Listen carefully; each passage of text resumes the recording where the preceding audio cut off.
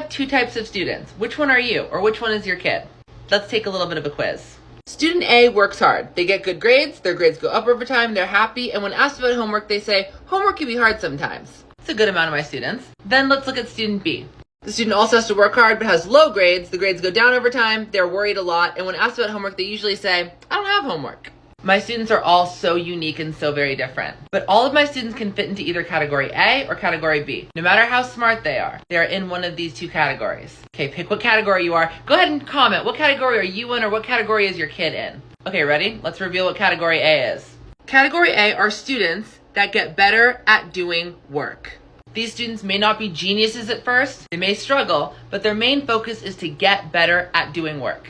For student B, these are the students that get very good at avoiding work.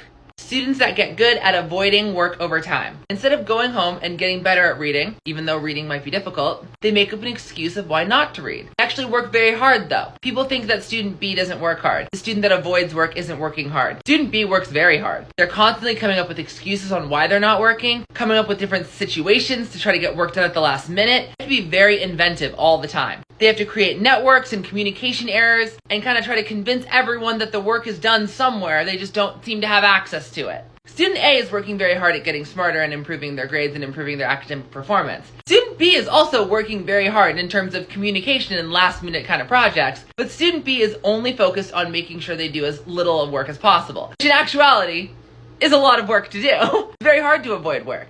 My students do not like to hear this, and neither do parents, because it sounds somewhat insulting. But again, this can be split into two categories. Students in general can be split into two categories. Make sure you are in category A if you can, because there are students that get very good at getting better at academic work, and there are students who accidentally slip down the path of getting very good at avoiding doing work. Both are equally challenging, but one has a lot better overall results. I hope this helps.